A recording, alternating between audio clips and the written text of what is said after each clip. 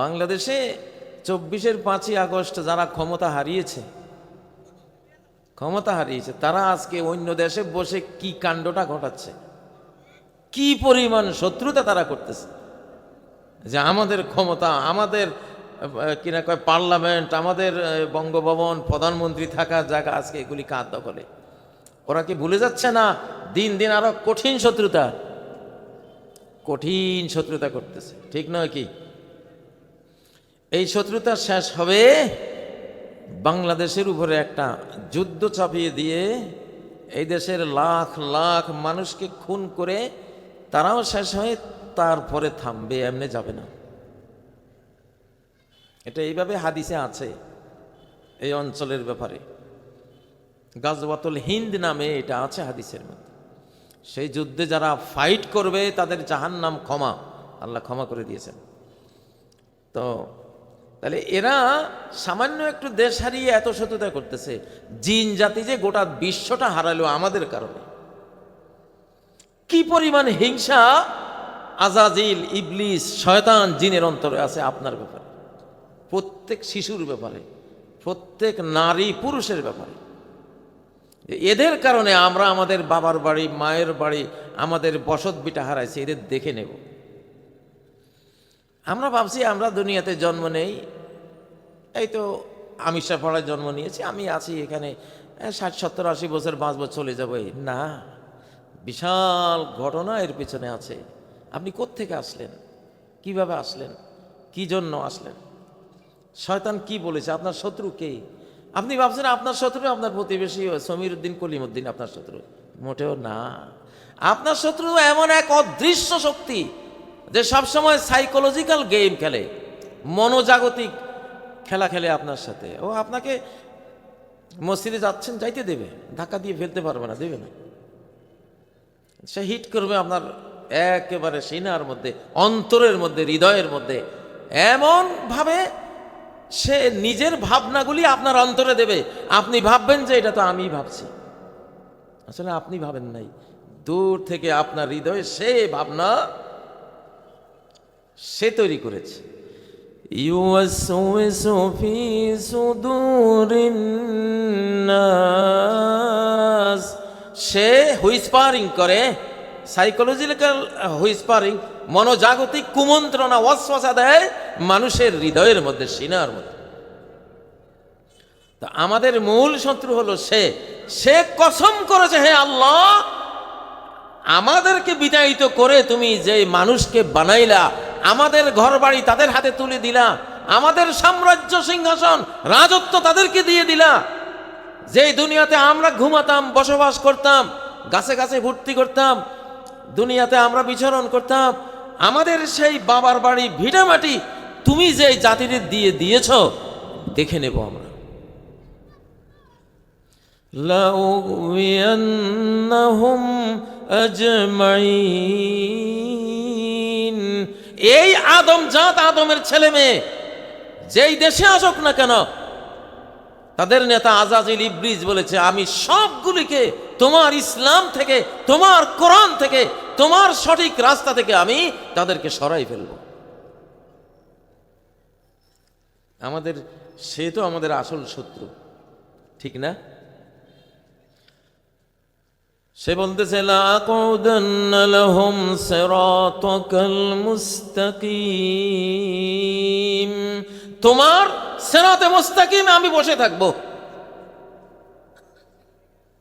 2024-এর পরে তোমার বাংলাদেশিরা নারায়ে তাকবীর দেয়, জয় বাংলা বাদ দিয়ে নারায়ে তাকবীর দিতেছে। আমার কাছে তো রিপোর্ট আছে। ওর সিংহাসনে বসে বাংলাদেশের বিরুদ্ধে ভয়াবহ সব ছক আঁকতেছে, বুঝেছেন? সুম্মা লাআতিয়ান্নাহুম মিন বাইনি আইদিহিম, তোমার বান্দাগুলিরে গোমরা করার জন্য আমি যেহেতু আদমকে সেজদা না করার কারণে জাহান্নামী হয়ে গেছি, তোমার লানত প্রাপ্ত হয়ে গেছি, গজব পড়েছে আমার উপরে, আমার আর জান্নাত নাই, আমার 14 গোষ্ঠীর জান্নাত নাই, সবাই চিরকাল জাহান্নামে জ্বলবো। যেই মানুষের কারণে আমার এত বড় সর্বনাশ হয়েছে, আমি সেই মানুষকে আমি ছেড়ে দেব না। আপনি কি মনে করছেন আপনার আমিষা পাড়ার একটা মেয়ে শার্ট প্যান্ট পরে ঘুরতেছে নারী হয়ে? আপনি ভাবছেন যে শার্ট প্যান্টটা সে পরতেছে? সে পরে নাই, তারে পরাইছে। তার আসল ড্রেস খসাই দিছে কে? ওই ইবলিস, যে ইবলিস আদমকেও উলঙ্গ করেছে, ল্যাংটা করেছে, যে ইবলিস হাওয়াকেও ল্যাংটা করেছে, সেই ইবলিস আপনার এই মেয়েটাকেও অর্ধ ল্যাংটা করে দিয়েছে। যদি পৃথিবীর কোনো যুগে হয়তো কোনো ফটোগ্রাফি আসবে, ক্যামেরা আসবে, যে ক্যামেরায় দেখবে একটা শার্ট প্যান্ট পরা মেয়ের আশপাশে কয় ডজন জিন, শয়তান, ডার্ক ওয়েবের অস্তিত্বগুলি কিলিবিলি করতেছে। আপনারা এখন 2026-এর নির্বাচনে কোরআনে ভোট দিবেন, দিবেন তো ভোট? আপনারা ভোট দিবেন, ইবলিস কি বসে আছে? হ্যাঁ, ইবলিস তো হিংসায় জ্বলে পুড়ে ছাই হয়ে যাচ্ছে। এই বাংলাদেশ আমি নিয়ে গিয়েছিলাম আমার শিরকের দিকে, মূর্তি পূজার দিকে আমি টেনে টেনে নিয়েছিলাম, কিন্তু আবার হাতছাড়া হয়ে গেল। তো এমনিতে ছেড়ে দেবে না, এমনিতে আবার সেই ফ্যাসিবাদের পদধ্বনি ধীরে ধীরে ধীরে কানে আসতেছে কিনা? একটু একটু নড়াছড়া বুঝতেছেন তো? হ্যাঁ ভাই, এটা তো জীবন মরণ লড়াই। আল্লাহ বলছেন ওয়াজলিব আলাইহিম বিখাইলিকা ওয়া রাজলিক। ও ইবলিস, ঠিক আছে, তুই এই আদম সন্তানদেরকে জাহান্নামী বানাবি, আমার ইসলাম থেকে সরাবি, কসম করেছিস। তো ঠিক আছে, তুই তোর অশ্বারোহী বাহিনী নিয়ে হামলা কর, ও রাজলিক পদাতিক বাহিনী নিয়ে হামলা কর। ওয়াস্তাফজিজহুম ওয়াস্তাফজিজ মান ইসতাতা'তা মিনহুম বিসাওতিক। তোমার আওয়াজ দিয়া যারে পারো আমার ইসলাম থেকে সরাও। বাঁশি দিয়া, একবার কলের গান দিয়া ইসলাম থেকে সরাইছে, কলের গান বিদায় গিয়ে রেডিও আসছে, রেডিও দিয়া সরাইছে। দেখছি কৃষকরা খেতে কাজ করতেছে, রেডিও তার বগলের মধ্যে, গান শুনতেছে আর খেতে কাজ করতেছে। ঠিক না বে ঠিক? রেডিও দিয়া সরাই আরো উন্নত ভার্সন আসছে, টেলিভিশন আসছে। হ্যাঁ রে, টেলিভিশন আসার পরে তো দেশটাই গোটা অন্যরকম হয়ে গেছে। ঠিক না বে ঠিক? টেলিভিশন দিয়ে গোমরা করছে। টেলিভিশনের পরে কি আসছে? মোবাইল আছে। এখন সবার হাতে হাতে কি? টেলিভিশন। এই একটা মোবাইলে সারা পৃথিবীর সব চ্যানেল এখন এখানে আছে, আছে না নাই? হ্যাঁ, এরপরে আসতেছে একটা যন্ত্র ব্রেইনে সেট করে দেবে, আর কিচ্ছু লাগবে না। আপনি বাংলাদেশে বসে আছেন, আপনার ছেলে সৌদি আরবে, আপনি এখানে কল্পনা করবেন যে আমার ছেলে যদি আমার জন্য আজকে 1,00,000 টাকা পাঠাতো তো এই জমিনটা বায়না করতে পারতাম। এই চিন্তাটা আপনি বলেনও নাই, ব্রেইনে চিন্তা করেছেন, এটা সৌদি আরবে আপনার ছেলের ব্রেইনে চলে গেছে।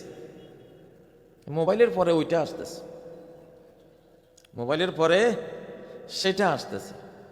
ওইটার পরে আসবে কি? হাত্তা ইউকাল্লিমার রাজুল আযাবাতু সাওতিহি ওয়া শিরাকুন আলাইহি। আপনি একটা লাঠি বাঁশের জিংলা কঞ্চি নিয়ে রওনা দিয়েছেন, হঠাৎ কঞ্চিয়ে কথা বলা শুরু করেছে, জিংলা কথা বলতেছে। আনতাকানাল্লাহুল্লাযী আনতাকা কুল্লা শাই। ওই আল্লাহ যিনি সবাইকে কথা বলান, তিনি আমাদেরকে কথা বলাচ্ছেন, জিংলায় কথা বলবে। ও শিরাকুন আলাইহি, স্যান্ডেলের ফিতা, জুতার ফিতায় কথা বলবে। স্যান্ডেলের লেস আছে না, ফিতা আছে না, ওই ফিতায় কথা বলবে। তিরমিজির হাদিস। ওয়ায়ুখবিরুহু ফাখিযুহু বিমা আহদাসা আহলুহু বাদা। আপনি আমেরিকা থাকেন, আপনার স্ত্রী বাংলাদেশে, আপনার স্ত্রী কোথায় যায়, কি করে, কার সাথে আলাপ করে, বা নামাজ পড়ে নাকি খারাপ কিছু করে, আপনার রান আপনাকে আমেরিকায় বসে বসে সব সংবাদ পরিবেশন করবে। আপনার রান আপনাকে সংবাদ দেবে, তোমার স্ত্রী এখন অমুকখানে গেছে, অমুকখানে গেছে, এই করতেছে, ওই করতেছে। এরপরে যখন মরবেন, মরার পরে আপনার চামড়ায় কথা বলবে, চোখে কথা বলবে, কানে বলবে, হাতে বলবে, পায়ে বলবে, সব আপনি দেখবেন হায় রে, সবাই তো গোয়েন্দা না, এগুলি ছিল সিআইডি, সব কি, সব সংবাদ দিতেছে। اليوم نختم على أفواههم, আজকে ওদের মুখ আমি এটা দেব, মুখ বন্ধ করে দেব, শিলগালা করে দেব, মুখের কথা আর চলবে না কিয়ামতের দিন। وتكلمنا أيديهم, আমার সাথে কথা বলবে তাদের হাত, কোথায় কখন কি করেছে হাতগুলি কথা বলা শুরু করবে। وتشهد أرجلهم, তাদের পাগুলি সাক্ষ্য দিবে যে আমাকে দিয়া অমুক দিন মাহফিলে গিয়েছিল, অমুক দিন সিনেমা হলে গিয়েছিল, অমুক দিন অমুক জিনিস চুরি করার জন্য আমার উপরে ভর করে গিয়েছিল। এগুলি বিশ্বাস করেন তো সবাই? তাহলে বিশ্বাস করলে এটাও বিশ্বাস করবেন যে আমাদের মূল শত্রু মানুষ না, আমাদের মূল শত্রু এমন জঘন্য এক অস্তিত্ব যারে আমরা কোনোদিন চোখে দেখি না। সে আমাদের ব্রেন নিয়ন্ত্রণ করতে পারে, আমাদের মন নিয়ন্ত্রণ করতে পারে, ঠিক না?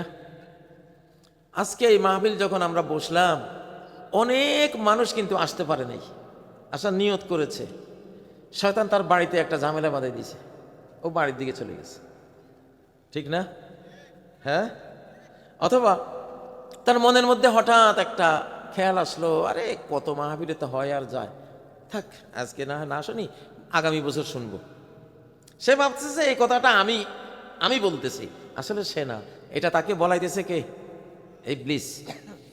তো মানুষের এই জঘন্য দুশ্মনের একমাত্র মিশন, সে ঘুমায় না, রাত্রেও ঘুমায় না, দিনেও ঘুমায় না। যদি ঘুমাইলে আপনি কোনো ভালো কাজ নেক আমল করে ফেলেন, তার মিশন আপনাকে জাহান্নামে নেওয়া। কোথায় নেওয়া? এই জন্য ভাইরা, এই কিতাব হলো হেদায়েতের কিতাব। কিসের কিতাব? হেদায়েতের কিতাব। আপনি যদি শয়তানের সাথে যান তাহলে জাহান্নামে যাবেন। কোথায়? লামান তাবিআকা মিনহুম লাআমলাআন্না জাহান্নামা মিনকুম আজমাইন। তোমার যারা অনুকরণ করবে মানব জাতির, তোমাকে আর তাদেরকে সবাইকে দিয়ে আমি জাহান্নাম ভরবো, জাহান্নাম পরিপূর্ণ করব। ও ভাইয়েরা, আমাদের বাঁচার জন্য আসছে এই কোরআন। এই কোরআন কেমন কোরআন? এখানে একটা সূরা আছে, প্রথম সূরা, নাম কি? নাম কি? সূরা ফাতিহা, মানে উদ্বোধনী সূরা। এই সূরাটার 7টা আয়াত আলাদা একটা পুরা কোরআনের মর্যাদা রাখে। এই 7টা আয়াত মিলে শুধু সূরা ফাতিহা একটা আলাদা কোরআন, পুরা কোরআনের সম্মান রাখে। এত বড় এই সূরাটা, এত বড় মর্যাদা। আল্লাহ নিজেই বলেছেন, ওয়ালাকাদ আতাইনাকা সাবআম মিনাল মাসানি, আমি তোমাকে 7টি এমন আয়াত দিয়েছি যে 7টি আয়াত কিয়ামত পর্যন্ত বারবার বারবার বহুবার লক্ষবার কোটি কোটি বার পড়া হবে, কেউ বিরক্ত হবে না। সামনে যে রমজান আসতেছে, রমজানে তারাবি তো আমরা পড়ি কত? ভিতির সহ 23 রাকাত, ঠিক না? এশা আরো 4 রাকাত, কত হইল? 27। সুন্নত আরো 2 রাকাত, কত? 29। এই 29 রাকাতে 29 বার সূরা ফাতিহা আমরা এক নামাজে পড়ি কিনা?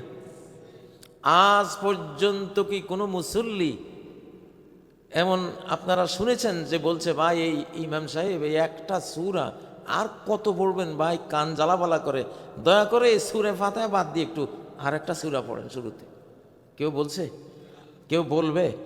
কারো মনে এটা আসবে যে এই সূরাটা আর ভালো লাগতেছে না, পুরানো হয়ে গেছে?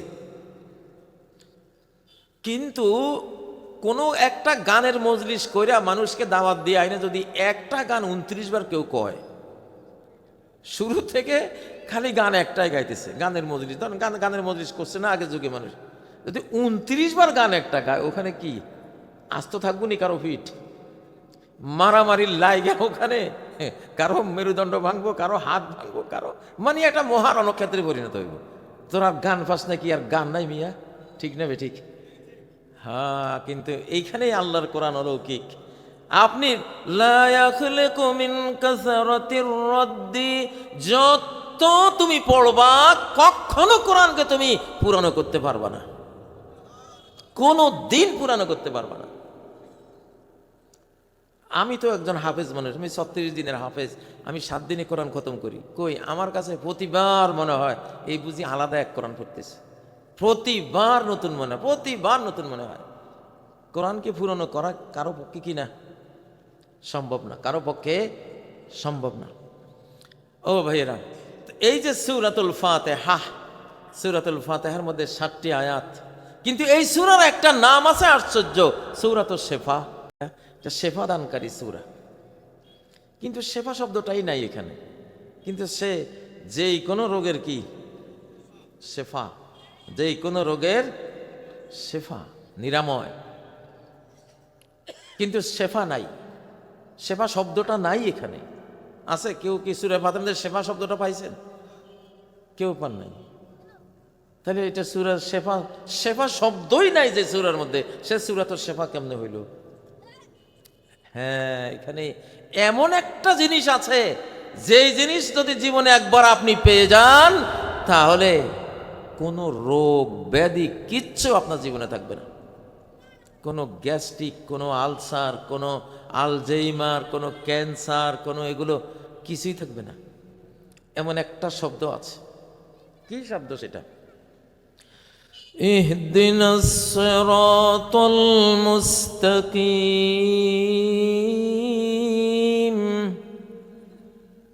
হেদায়েতের আয়াত। কি হেদায়েত?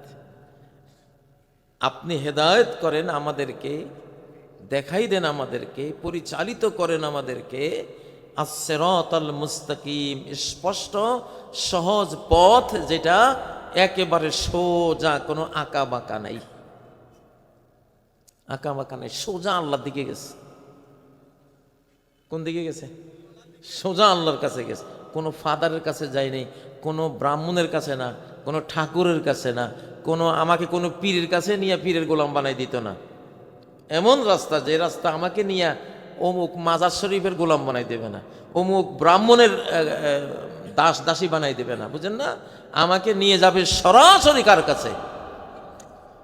এই হেদায়েতের মধ্যেই দুনিয়ার সব রোগের শেফা আছে, সব রোগের শেফা।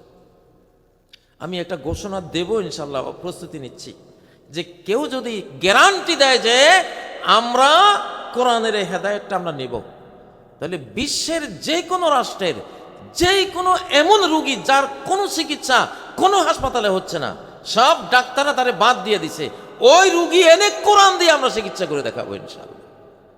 শুধু শর্ত থাকবে হেদায়েত নিবা তুমি আগে কমিটমেন্ট দাও, ওয়াদা দাও যে কোরআন যেমনে বলে তুমি জীবনটা এমনি চালাইবা। তোমার একটু একটু করে আমরা হেদায়েতের পথে আনবো।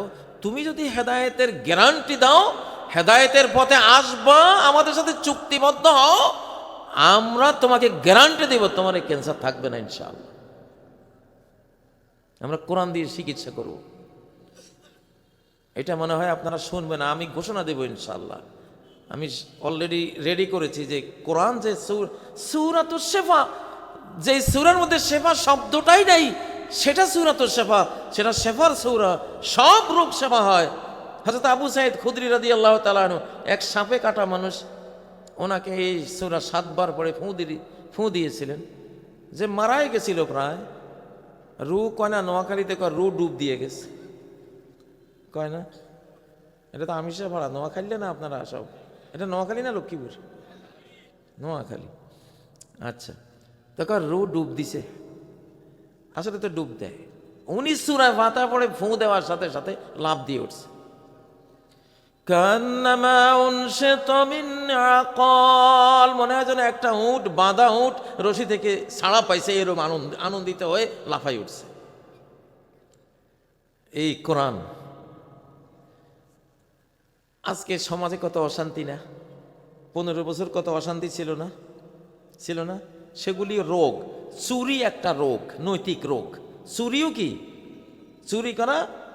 আরে ভাই, আপনি রাষ্ট্রের নেতা হয়েছেন, এলাকার মেম্বার, চেয়ারম্যান হয়েছেন, জনগণকে আপনি খাওয়াইবেন পকেটের টাকা।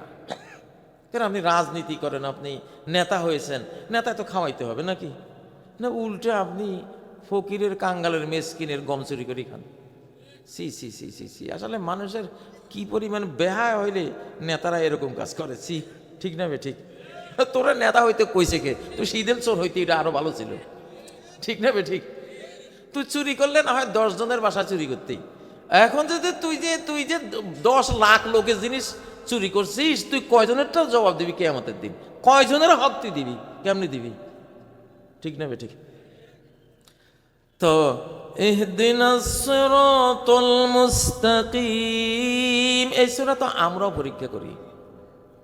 আমি এই সূরাকে পরীক্ষা করেছিলাম জেলখানায় একটা আদা মরা বিড়ালের বাচ্চার উপরে, মানে প্রায় মারা গেছে, রোদের মধ্যে থুয়ে দিছে মানুষ, এটা নড়াচড়া নাই, পরে খাদাই ফেলবে আর কি।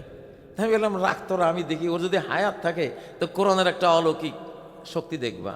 আমি 7 বার সূরা ফাতিহা পড়ে ফু মারছে, কিছুক্ষণ মধ্যে দেখে তো সুন্দর হাঁটতেছে, ছোট বিড়ালের বাচ্চা।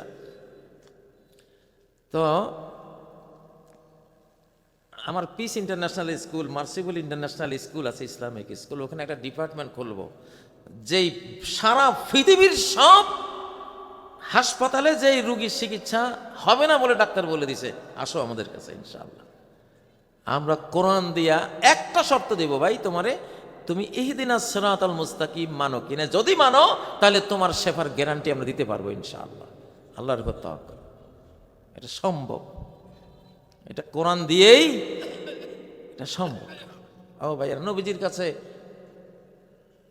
কত রুগী আসছে, অস্ত্রের আঘাতে শরীরে এখান দিয়ে ঢুকে ওখান দিয়ে বাইরে গেছে, নবীজি একটু খালি হাত মুছে দিছে, সাহাবীরা তার যে কাটা গেল, আঘাত পাইলো, কিচ্ছু নাই, কিছুই নেই, আল্লাহর কোরআনের বরকতে সব উদা হয়ে গেছে, উদা হয়ে গেছে।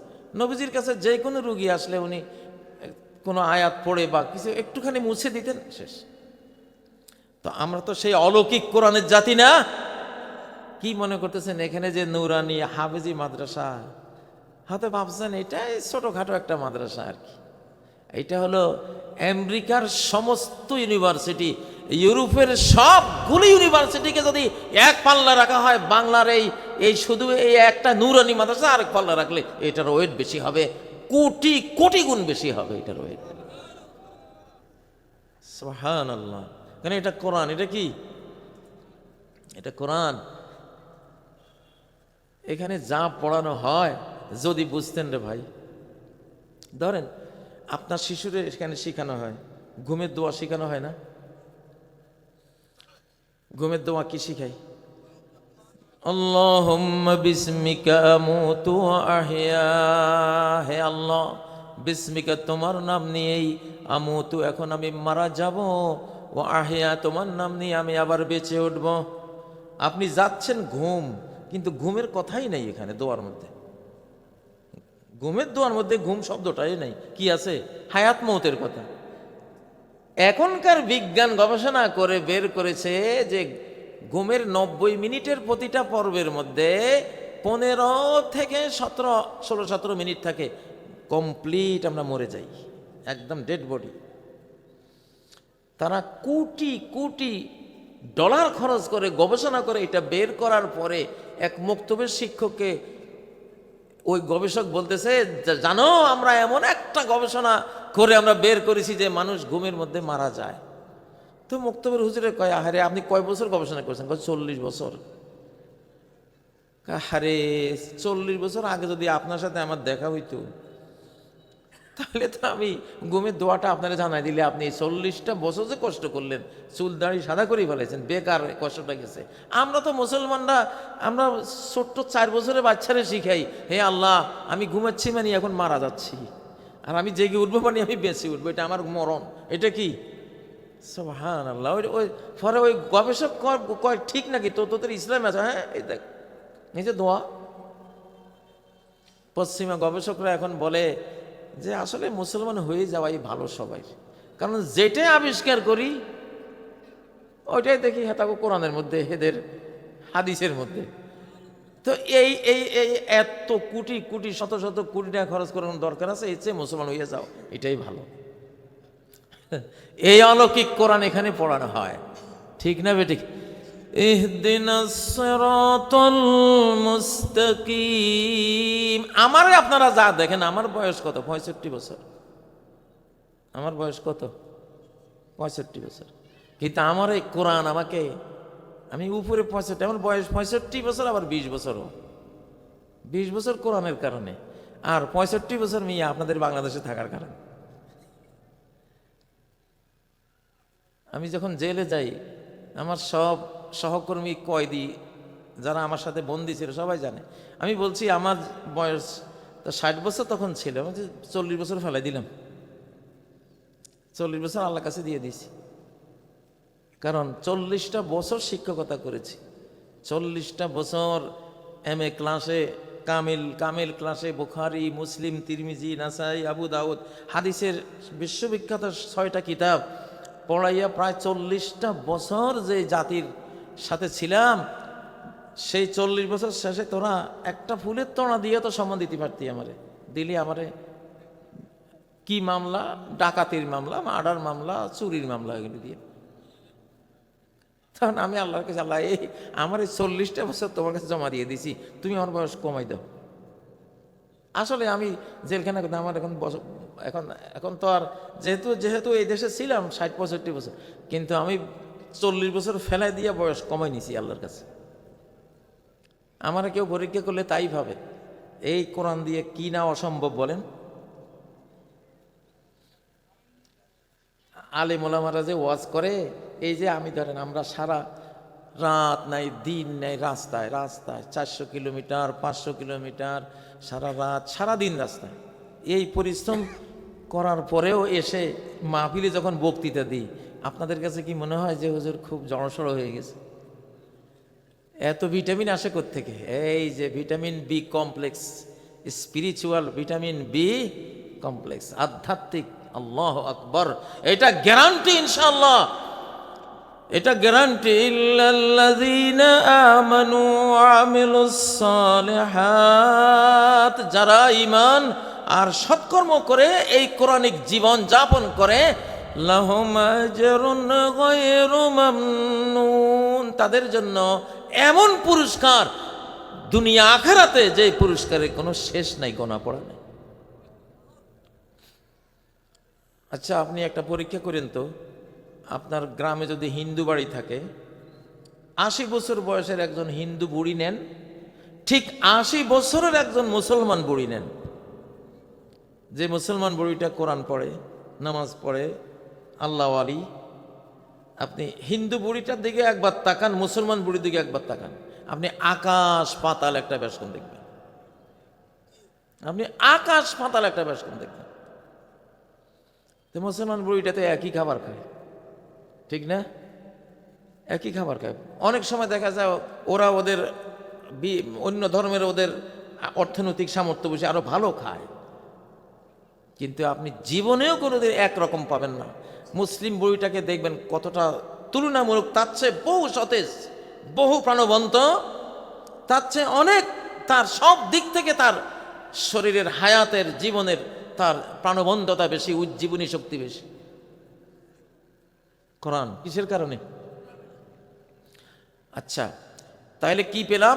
হেদায়েত হলো সকল রোগের শেফা। হেদায়েত কি? সকল রোগের সেবা। সকল রোগ কি? একটা মনোরোগ আছে, ডিপ্রেশন। যে ডিপ্রেশনে বিশ্বে এখন প্রায় প্রতি বছর 15 লক্ষ লোক আত্মহত্যা করে। বেঁচে লাভ কি? আমারে কেউ দেখতে পারে না। দক্ষিণ কোরিয়া গেলাম, দক্ষিণ কোরিয়ার সমাজ সম্বন্ধে একটা টাওয়ারে গেলাম, সেই টাওয়ারে যাওয়ার পথে টাওয়ার পর্যন্ত কতগুলো লোহার রড দিয়া তারা একটা ব্যারিকেড বানাইতেছে, সেখানে দেখতাম শুধু লাভ, ওই যে আই লাভ ইউ টাইপের যে কোনো কথা না, কয়েক হাজার না কয়েক লাখ তালা জ্বলতেছে। কি সেই ও টাওয়ারের কাছে চাইতেছে, আমার একটু ভালো রাখো, আমি একটু ভালোবাসা চাই, আমি একটু সুখ চাই। এগুলি ওদের জীবন কি? বয়স হয়ে গেলে স্বামী থাকবে বিল্ডিংয়ে, স্ত্রী থাকবে ও আরেক বিল্ডিংয়ে, আর ফোলাফাইন তো কই থাকবে, কোন দেশে কে থাকবে কোনো। তো শেষ ওদের জীবনের শেষ প্রাপ্তিটা হলো আত্মহত্যা। এই জীবন রেখে কি লাভ? কিন্তু এই বাংলাদেশে হেদায়েত আছে না নাই? আছে তো। আমার শিশুকালে আমি দেখতাম 120 বছরের বুড়ো, 100 বছরের বুড়ি এক বালিশ ছাড়া ঘুমায় না। কে একসাথ করেছে? ওয়ালাকিন্নাল্লাহ আল্লাফা বাইনাহুম। আল্লাহ কে? আল্লাহ। আল্লাহ যার জীবনে আছে, ভালোবাসা তার জীবনে আছে, তাই না? মানুষের আন্তরিকতা তার জীবনে আছে। সায়াজআলু লাহুমুর রহমানু উদ্দা। যারা আল্লাহ ওয়ালা হবে, ঈমানদার হবে, কোরআন ওয়ালা হবে, তাদের জন্য আল্লাহ জীবনের মোড়ে মোড়ে, বাঁকে বাঁকে, পরতে পরতে, ঘরে দুয়ারে, রাস্তা ঘাটে, রাষ্ট্রে বিরাষ্ট্রে আল্লাহ বলেন সায়াজআলু লাহুমুর রহমান। রহমান তাদের জন্য তৈরি করে রাখবেন উদ্দা, মানে ভালোবাসা। তাদের স্ত্রীরাও তাদেরকে ভালোবাসবে। আল্লাহ নবীজি আয়েশার ঘরে কি ছিল? একটা আলমারি ছিল না, একটা সোফা ছিল না, একটা খাট ছিল না, ওনার একটা স্বর্ণের অলংকার ছিল না, ভালো কোনো ড্রেস জামা কাপড় ছিল না, কিছু হাঁড়ি পাতিল বাসন কোসন আলমারি ভর্তি ছিল ছিল না। কি ছিল? কিছুই ছিল না। কয়েকটা কাঠের উপরে একটা চামড়া বিছাইয়া স্বামী স্ত্রী ঘুমাইতেন। সেই আয়েশা কি বলে? আয়েশা বলে লানা শামসুন ওয়ালিল আফাক শামসু। আমার ঘরে একটা সূর্য আছে আর আকাশেরও একটা সূর্য আছে। অশামসি আফদালু শামসিস সামাই। তবে আমার সূর্য আকাশের সূর্যের চেয়ে আরো বেশি উজ্জ্বল, আরো আলোকিত, আরো সুন্দর, আরো মনোগ্রাহী, হৃদয়গ্রাহী। কেন? ফাইন্না শামসাস সামাই তাতলু বা'দা ফাজরি ওয়া শামসি তাতলু বা'দাল ইশাই। দুনিয়ার আকাশের সূর্য তো ভোরের আলো ফোটার পরে সে উঠে, তখন তো আলো অটোমেটিক হইতেছে, সে উঠা বাকি আলোকিতটা সে করে। আর আমার সূর্য উঠে আমার ঘরে এশার নামাজের পরে, যখন যে যুগে কোনো কারেন্ট নাই, বিদ্যুৎ নাই, অন্ধকার, তখন আমার মুহাম্মদ সাল্লাল্লাহু আলাইহি ওয়াসাল্লাম, আমার স্বামী, সে যখন আমার ঘরে আসে, তার চেহারার আলোতে আমার গোটা ঘর আলোকিত হয়।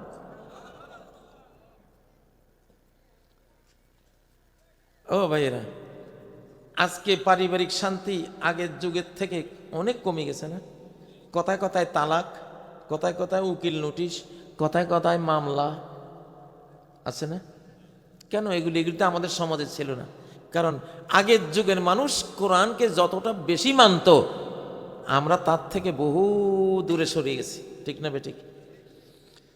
ইহদিনাস সিরাতাল মুস্তাকিম। পরিবারের অশান্তি একটা রোগ, সামাজিক রোগ। কিছু আছে দেহের রোগ, কিছু আছে সমাজের রোগ, কিছু আছে রাষ্ট্রের রোগ, কিছু আছে বিশ্বের রোগ, কিছু আছে মনের রোগ, ঠিক না বেঠিক? কিছু আছে আত্মার রোগ। প্রত্যেকটা রোগের সেবা আমার আল্লাহ এই হেদায়েতের মধ্যে রেখে দিয়েছেন। হেদায়েতের মধ্যে প্রত্যেকটা রোগের কি রেখে দিয়েছেন? শেফা রেখে দিয়েছেন। সুবহানাল্লাহ। এই যে ওসমান হাদি ছেলেটা, আল্লাহ তার শাহাদাত কবুল করুন, তার স্ত্রীকে কি কেউ দেখেছেন মিডিয়ায় আসছে? আসেনি। ওসমান কি এমনি ওসমান হয়েছে? সে তার স্ত্রীকে হয়তো বলে দিয়েছে, স্ত্রী তুমি আমার আল্লাহর হুকুম মতো, আল্লাহ তোমাদেরকে ঢেকে রাখতে বলেছেন, তুমি ওইভাবে থাকো। আমি হাসপাতালে যাই, যেখানে যাই সেখানে পুরুষরা আছে, তারা দেখবে, ঠিক না বেঠিক? এই যে ওসমান আলীর স্ত্রীর কথা প্রশংসা করলাম না? কত স্ত্রী আসি তো মিডিয়ায় কাঁদে, চিল্লায়, অনেক সময় কত রকমের করে, ঠিক না? কই ওদের জন্য তো একটা দোয়াও আমার জীবনেও করিনি, কারোর জন্য দোয়া আসেই নেই। আমি বুঝি না, আমি যে কোনো মাহফিলে যাই ঘুরে ফিরে ওসমান আলীর স্ত্রীর কথা মনে আসে যায়। কেমন একটা এই যুগের আল্লাহ আলী, সে এই যুগের কি আল্লাহ আলী। আল্লাহ আমরা আরো তৌফিক দিয়ে আমরা দোয়া করি। তো পারিবারিক অশান্তি এটা একটা রোগ। এই রোগের শেফাও রয়েছে হেদায়েতের মধ্যে। কোথায়? আপনি যদি আল্লাহর সাথে সন্ধি করেন, আল্লাহ আপনার সাথে আপনার বউয়ের সন্ধি করে দিবে। আপনি যদি আল্লাহর সাথে সন্ধি করান স্ত্রী, তাহলে স্ত্রীর সাথে আল্লাহ স্বামীর সন্ধি করে দিবে। ঠিক না বে ঠিক? ঠিক না বে ঠিক? নারায়ে তাকবীর, তাকবীর। পোলাপাইনে মা বাবার কথা শোনে না, এই সমস্যা সমাজে আছে না নাই? আছে না নাই? কত মা কাঁদে, কত বাবা কাঁদে, ফুতেরে এত কষ্ট করে পড়াইলাম, ফুটটা এখন বউ নিয়া ঢাকা থাকে, আমাকে একটু খোঁজ খবর নেয় না। আসেনি অভিযোগ? আছে না নাই? আল্লাহ কানে ইহদিনাস সিরাতাল মুস্তাকিম। ও বাবা, ও মা, তোমরা দুইজন যদি ছেলে মেয়ে হওয়ার পরে আমার খুশি মতো ওদেরকে একটু শিক্ষা দাও, আমার সাথে পরিচয় করাই দাও, আমি কে যদি ছেলেরে মেয়েরে চিনাই দাও যে তোমাদের একজন আল্লাহ আছেন, উনি খাওয়ান, উনি পড়ান। ছেলে মেয়ের সামনে এই জন্য এটা বলতে নাই যে আমি বাবা খাওয়াচ্ছি, মা খাওয়াচ্ছি। আপনি আপনার ছেলের বলবেন, বাবা আল্লাহ তোর জন্য এটা দিস। ছোট্ট শিশু যদি বলেন যে তোমারে এই খাবারটা, এই যে চকলেটের একটা প্যাকেট আনছি, এটা আল্লাহ তোমার লাই পাঠাইস, কোন তো এই অবুঝ শিশুর মনে আল্লাহর প্রতি একটা ভক্তি জন্মে না? আপনি যদি বলেন যে আমি দিছি, তাহলে তো সে আল্লাহরে চিনল না। আমার একটা ছোট্ট বাচ্চা ছিল, আমি ওরে মসজিদে নিয়ে বললাম, বাবা এটা তো আল্লাহর ঘর। শিশুরা তো ফেরেশতার মতো, ওরা বাবা যেটা বলে, মা যেটা বলে অকাট্যভাবে বিশ্বাস করে। তো শিশুটা বুঝছে যে তো ঠিক আছে আল্লাহর ঘর। আমি বললাম যে এটা আল্লাহর ঘর। সে অনেকক্ষণ চিন্তা করে আমারে বলতেছে, কয়তো আল্লাহর চৌকিটা কই? কারণ সে জানে, সে দেখছে যে আমার ঘরে আমার চৌকি আছে, ওর মায়ের ঘরে মায়ের চৌকি আছে, ঠিক না? সব ঘরে তো ঘরওয়ালার একটা চৌকি থাকে। সে বিশ্বাস করছে যে আল্লাহর ঘর। তো আমার কয়েছে আল্লাহ থাকে কোন চৌকি, চৌকি কই? তখন আমি ওরে বুঝাইলাম, বাবা এটা ওনার চৌকি দেখা যায় না, ওইটা উনি যেরকম ওনার চৌকি ওরকম একটা বুঝ সুন্দর করে ওরা দিছি, উনি তো আরশের উপর থাকে। বাচ্চারা তো এইরকম। আপনি যদি বাচ্চারে কোরআনের হেদায়েত মতো শিখান, এই বাচ্চা জীবনেও কোনোদিন বড় হয়ে আপনারে থুইয়া, তার মারে থুইয়া সে সুখের জীবন যাপন করতে যাবে না। কেন টেলিভিশনে দেখেন না? টেলিভিশনে তো বলে, পরিসংখ্যান করে দেখে যে ছেলেকে কম্পিউটার সায়েন্টিস্ট বানাইলো, ইঞ্জিনিয়ার বানাইলো, রাষ্ট্রবিজ্ঞানী বানাইলো, মেডিকেল সায়েন্টিস্ট বানাইলো, কত কিছু কোটি কোটি টাকা খরচ করে বানাইলো। বৃদ্ধ বয়সে ওই ছেলে বলে ফাদার মাদার ঝামেলা। হেরা এদের যৌবনকালে সুখ শান্তি করছে, আমরা এখন আমাদের যৌবনকালে সুখ শান্তি করবো, এই জাতীয় কথা বলে। অথচ এই কোরআন শেখাইতে কোটি টাকা খরচ হয় না এই বাংলাদেশে। কয়েক হাজার টাকা খরচ করে একটা শিশুরে হাফেজ বানাই ফেলা যায়, ঠিক না? মাদ্রাসার আলেম বানাই ফেলা যায়। পরিসংখ্যান বলছে একটা মাদ্রাসার ছেলে হাফেজে কোরআন এরকম আপনি সহজে খুঁজে পাবেন না যে মা বাবা বৃদ্ধ হয়ে গেছে আর মা বাবার এইভাবে অসহায় অবস্থায় ফেলে সে অন্যখানে সুখ করতেছে। এটা খুঁজে পাওয়া বহুত কম, এটা পাওয়া যায় না।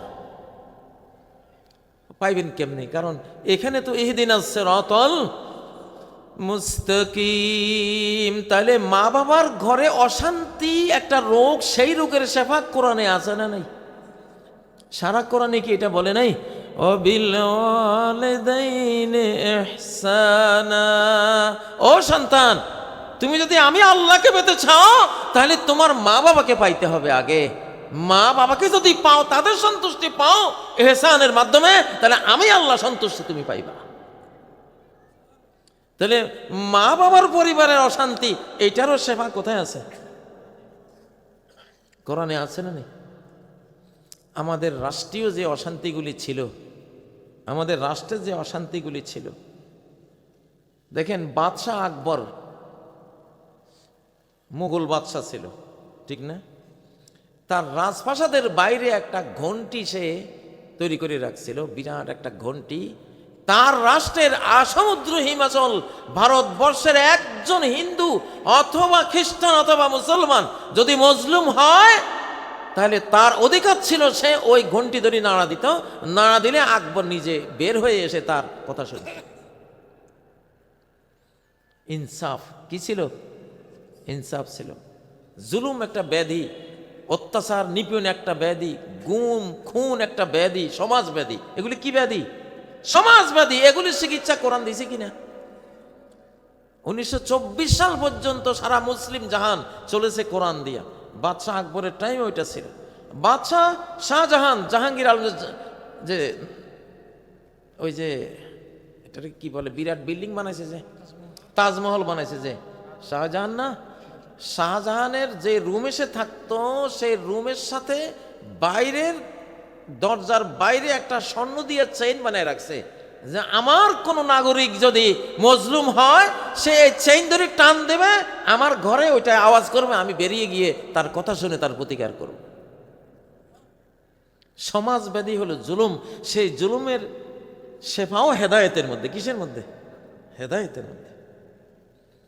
এখন ধরেন বাংলাদেশের সামনে একটা বড় ভয়ঙ্কর একটা সময় আসতেছে।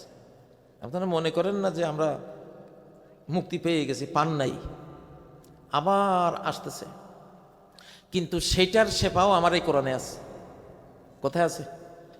আগামী বাংলাদেশের ভয়াবহ কোনো বিপর্যয় যে আসতেছে, গোটা বিশ্বটাই এখন ওই যে ভেনেজুয়েলার কথা তো শুনতেছেন না? পৃথিবী আবার জোরজার মুল্লুকতার এই পর্যায়ে চলে গেছে। জোরজার মুল্লুকতার। আমাদের বাংলাদেশ নিয়ে কি খাঁচাখাঁচি চলছে আপনারা তো যারা সচেতন জানেনি। তো এইটা একটা রোগ, জুলুম একটা ব্যাধি, বিশ্বব্যাধি। এই বিশ্বব্যাধি থেকে আত্মরক্ষার কৌশল হলো এই হেদায়েত। কি? হযরত ইব্রাহিম আলাইহিস সালাম তো সরকারি জুলুমের শিকার হয়েছিলেন। তখন নমরুদ ছিল সারা বিশ্বের পরাশক্তি, বিশ্ব পরাশক্তি। এখন লাইক আমেরিকা যেরকম, এখন হযরত ইব্রাহিম তো সেই রকম একটা পরাশক্তির হাতে মজলুম হয়েছিলেন, ঠিক না? কিন্তু পারফেক্ট হেদায়েতের উপর ছিলেন। ওই পরাশক্তি এমন অগ্নিকুণ্ড বানিয়েছিল, সেই অগ্নিকুণ্ডের উপরে কোনো পাখি উড়ে যেতে পারত না, ভুনা হয়ে পড়ে যেত। সেই অগ্নিকুণ্ডে, সেই সরকারি অগ্নিকুণ্ডে, পরাশক্তির অগ্নিকুণ্ডে ইব্রাহিম আলাইহিস সালামকে ফেলে দিয়েছিল। জ্বলছেনি। আগুন থেকে শেফা, নিরাময়, মুক্তিকে দিয়েছিল হেদায়েত। কি? হাসবি আল্লাহু ওয়া নি'মাল ওয়াকিল। হযরত ইব্রাহিম যদি তখন ওই কোনো বাবার কাছে দোয়া করত, কোনো গুরুর কাছে দোয়া চাইতো, কোনো ফাদারের কাছে উনি দোয়া চাইতো, বা ওনার কোনো মূর্তি থাকতো, আর কিছু থাকতো, বাঁচতে পারতেন?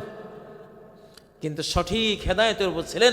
বলছিলেন হাসবুনাল্লাহু ওয়া নি'মাল ওয়াকিল। আল্লাহ আমার জন্য, আল্লাহ ইজ সাফিসিয়েন্ট ফর মি, আমার জন্য আল্লাহ যথেষ্ট এবং কতই না উত্তম কর্মবিধায়ক। যেই কোনো কাজ ওনাকে দিলে উনি সঠিকভাবে সেই কাজটা, মনের সে আশাটা পূরণ করে দিতে পারেন ইনশাআল্লাহ।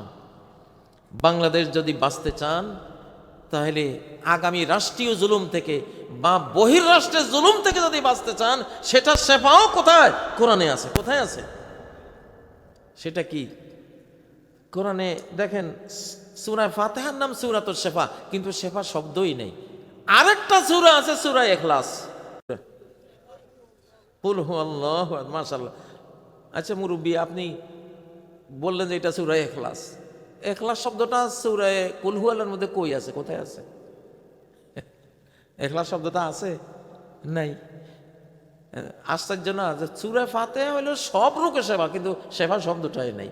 সূরা কুল হুয়াল্লাহ হলো একেবারে খাঁটি ইখলাস, মুখলিস বান্দা হওয়ার মতো, মুখলিস বান্দা বানায় যে সূরায় মানুষকে, সেই সূরা হলো সূরা কুল হুয়াল্লাহু আহাদ। সেখানে ইখলাস শব্দটাই নেই। কারণটা কি? মানে হলো ওখানে যে তাওহীদের কথা আছে, কুল হুয়াল্লাহু আহাদ, আল্লাহ এক, একক, একত্ববাদ, এই একত্ববাদে হলো ইখলাস। এই একত্ববাদে কি? ইখলাস। তুমি এক আল্লাহর খাও, এক আল্লাহর খাও, এক আল্লাহর হইয়া যাও। নাকি? সূর্য কে দিছে? এই জমিন কে দিছে? অক্সিজেন কে দিছে? হ্যাঁ, রাতের আধার কার সৃষ্টি? আমাদের কণ্ঠ, এই ভাষা, এগুলি সব কার সৃষ্টি? তো যেহেতু সব কিছু এক আল্লাহর, অতএব আমি বন্দাও হব এক আল্লাহর। নাকি? এটাকে বলে ইখলাস। এটাকে কি বলে? হ্যাঁ, কুল হুয়াল্লাহু আহাদ। বলো আল্লাহ এক। জীবনদাতা হিসেবে তিনি এক, একাই জীবন দিয়েছেন, আর কেউ সাথে নাই। ঠিক না? যত রুজি রোজগার দেন জীবন রক্ষার জন্য একাই রাজ্জাক, রিজিক দাতা, আর মহাবিশ্বে কেউ নাই। একাই তিনি হাকিম, হাকাম, হুকুমদাতা, বিধানদাতা। মহাবিশ্ব সব ওনার বিধানে চলে নাকি আর কারো বিধানে চলে? যারা আইন বানায় তাদের পেশাবে তাদেরকে মানে। ধরুন একজন লর্ড, উনি আইন বানায়, ওনার পেশাব লাগছে, উনি পেশাবের যদি শোনায়, শুন বাংলাদেশে এই আইন পাশ হয়ে গেছে আজকে যে কোনো মন্ত্রী এমপির পেশাব আসতে পারবে না, আইনত পেশাব করা দণ্ডনীয় অপরাধ। পেশাবে কইবে থো তোর ইয়া, তোর আইন কেন, তোর এখন আমাদের তোর ফ্যান্টি ফুন্টি তোর কিনা কয়, তোর ফ্যান ফুন সব তোর পার্লামেন্ট শুদ্ধে এখন নষ্ট করে দিব। ঠিক না বেঠিক? আর যদি 2 নম্বরটায় ধরে, তুমি যদি বলো দেখ আমরা কিন্তু আইন, আমরা বিধাতা, আমরা বিধান বানাই, এই পার্লামেন্টে থাকা অবস্থায় এসব হাবিজাবি এগুলি হওয়া যাবে না। ফ্যাটেরে যদি আইন শোনাই দেন, এখন আমরা পার্লামেন্টে আছি, আইন কানুন তৈরি করতেছি, বাংলাদেশ কেমনে চলবে বিধান বানাইতেছি, এই সময় তুমি টয়লেটের প্রয়োজন যেটা হইছ নিষিদ্ধ, এটা স্টপ হও। কি বলেন, স্টপ হইব?